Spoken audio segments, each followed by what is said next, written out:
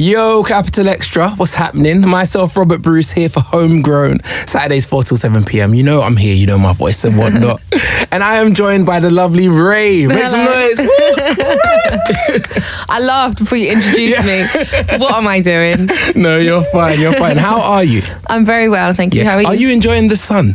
I am loving it. This is like, what, 9 degrees and mild sunshine, but Literally. yeah, I'm here for it. I thought I was going to, roll up my jeans and all of that. Sun's out, sunglasses. You know how us Brits get, we get so carried away. Trust me. But how are you, please tell me this, how are you going out in the snow with your shoes off in the snow? How does that work, please? Do you know what? It's good for you.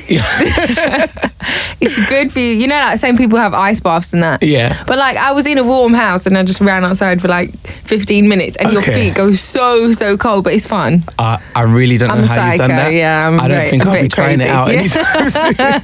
If you don't know, check Raye's Instagram, you'll see that picture.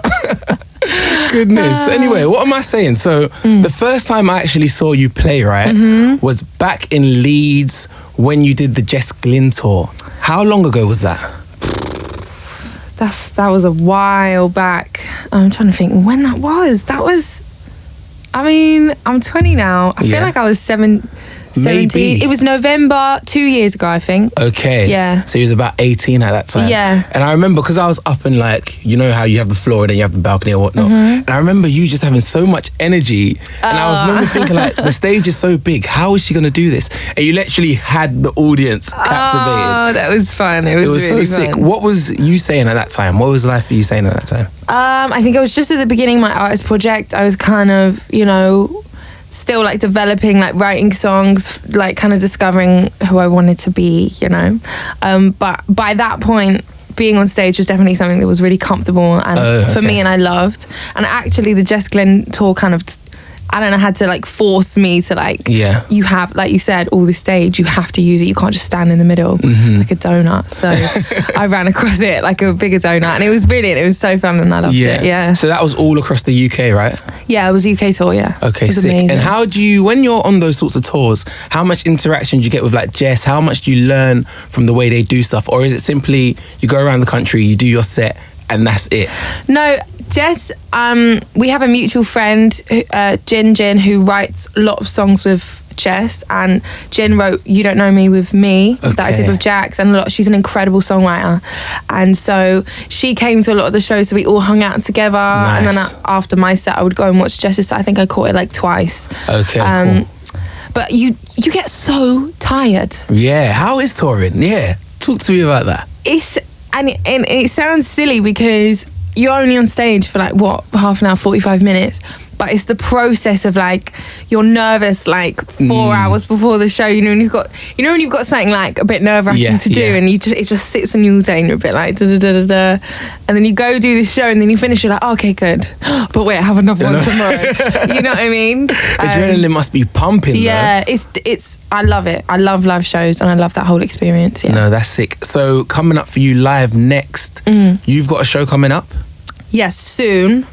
I haven't announced the date yet, but I'm planning it. But I'm going on tour with Rita. Yeah, I know. Yeah. How are you feeling for that? That's going to be sick. That's across Europe, right? Am I correct in saying that? Yeah, Europe. First time UK. doing that? Yes. Yeah. Whoa.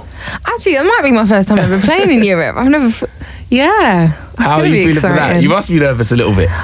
Do you know what? I'm not even nervous. I'm excited. Okay. Yeah. Good. I think I've been doing a lot of shows recently and living my best life, being at the club, picking up the mic, being I'm gonna do a live PA. So I'm getting used to it. I'm getting more and more confident and falling more and more in love with it. Yeah. Nice one. All right, we mentioned about songwriting, and not a lot of people know that you actually write songs outside of your own stuff. When did you start writing? How did that become a thing for you?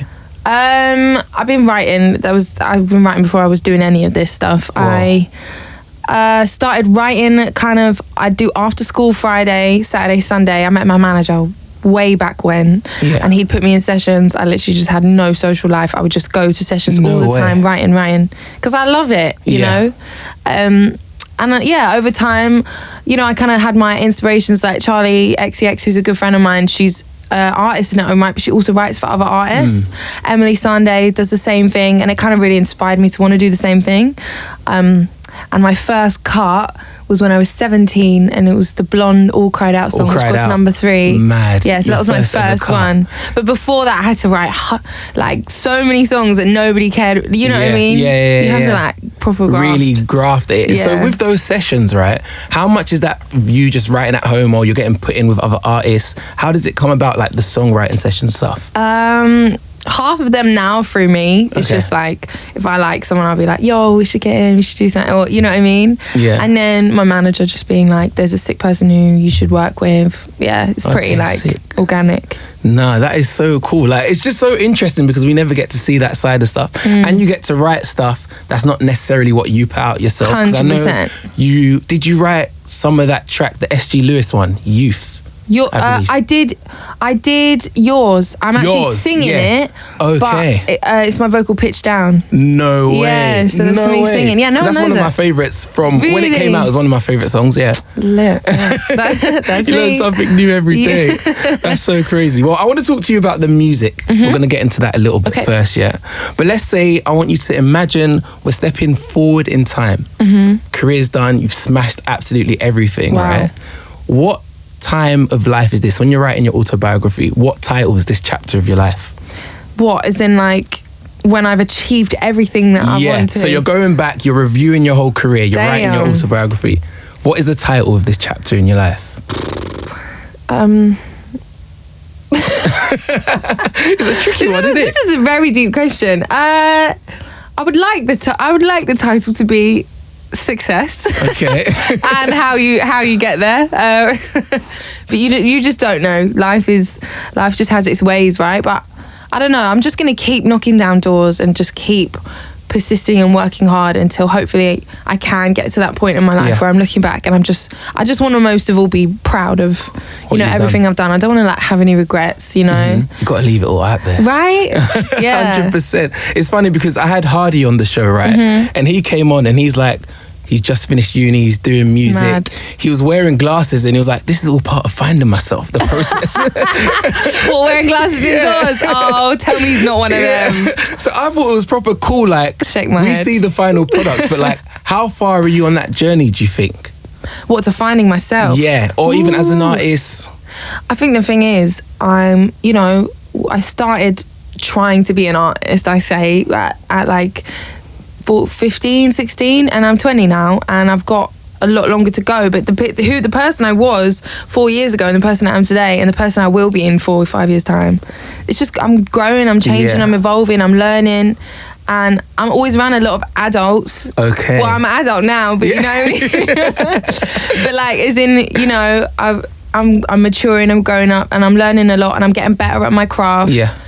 I don't know. I'm excited to see, you know, where I'm going to be in 5 years' time, but who I am, I can't really tell you. I don't know. No, I know what you mean. It's proper interesting because you've been doing music for so long. You've been in the industry for a while. You sort of had to grow up in front of everyone. And I think it's tricky. It is tricky. And, you know, visually I'm just starting to get to grips with what I actually want to put out to the world. You know, I've got like a whole new, like I'm just going to proper dig into that whole aspect of things. And like at 14, 15, whatever, what I was putting out visually then. Yeah. I'm looking at it now like, why did I do that? This is so whack. I'm so annoyed. But that's part of the, you know. That's all part of the process. It's all part of the process. No, that's proper interesting. What do you enjoy most about now? I enjoy hearing my songs on the radio. Do you? I really love that. Actually, Camp Xtra is my main station. Up on the Insta story and that, tag me and whatnot. Yo, I'll be listening. No, it's like, I think this last year has been really incredible, really seeing all the hard work I've put in start to, like, you know, pick up manifest a little bit. itself. Yeah, it's amazing, and I can't explain how excited I am for the next years and more to come and stuff. What's going to come up and whatnot. All right, cool. Let's talk UK music, right? Okay. Because you put out this massive track with Mabel and Steph London. But what is your relationship with the other artists in the UK at the minute? So you've had the remix with Rams, Decline remix, Kojo Funds, check. Yeah. That I think a lot of people were looking at like, okay, wow. That's how close-knit is it for you? Or is it literally a thing of we all do music, we get sessions here and there?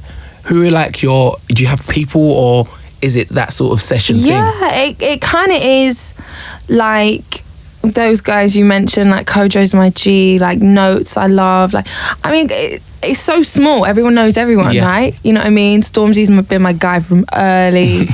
I don't know. I just don't dislike anyone, and we all see each other like at events, and it's all like, oh yo, how you doing?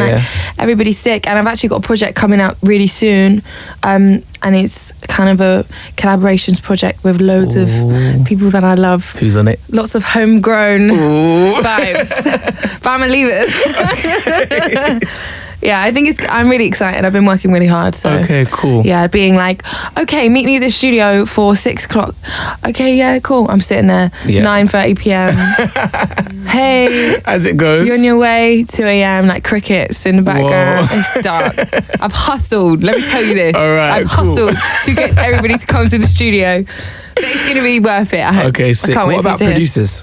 What producers have you been in with? I love Fraser T. Smith. I've been doing a lot with him. I did Decline with him. Levi Lennox is a really talented guy. He did like Pillow Talk for Zayn. He's sick. I'm trying to think who else. I don't. You know when people are like, what have you been doing last week? I'm like, but Fraser's my main guy at the moment. Okay, Fraser T. Smith. He did the Stormzy album. Yeah. Oh, this is going to be very interesting. Yes. Oh yeah, and there's a producer called Blood Pop. Actually, what am I talking about? Who I've been doing a lot of stuff with. He did Sorry for Justin Bieber. Mad. He's out in LA and he's helping me. Yeah, I'm just doing loads of stuff with him too. With him as well. We've actually been writing with John Legend, which is absolutely crazy. That must be so mind blowing for you. Yeah, it is weird. Sitting next to him and he's just there with his like smooth skin and his big smile, like, what about this lyric? And I'm like, yeah, that's great. I'm not going to tell you no, that's great. No, that is sick. All right, Cigarette, talk to me. How did this track come about? So I was actually in LA. I love being in LA, writing in LA. And I wrote the song and I was listening back and I was like, this is a sick tune, but something's missing. Yeah. So I literally hit Mabel and Steph and I was like, oh, I got this song and I want it to be part of my project that's coming out soon. What do you think? Sent it to both of them. They were like, yeah, we're down. It was literally just two friends being like, we'll come to the studio. It was so easy and it's so fun. And yeah. It just came about. Studio in LA or in UK? Studio here. So I came back with the song.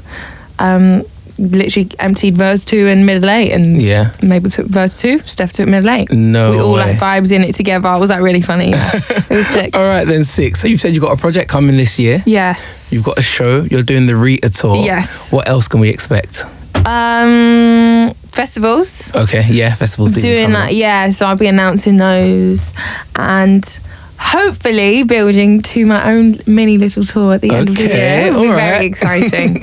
But that's what I'm building towards. Nice one. We're looking forward to it. And thank you very, very much for coming in. Thanks for having me.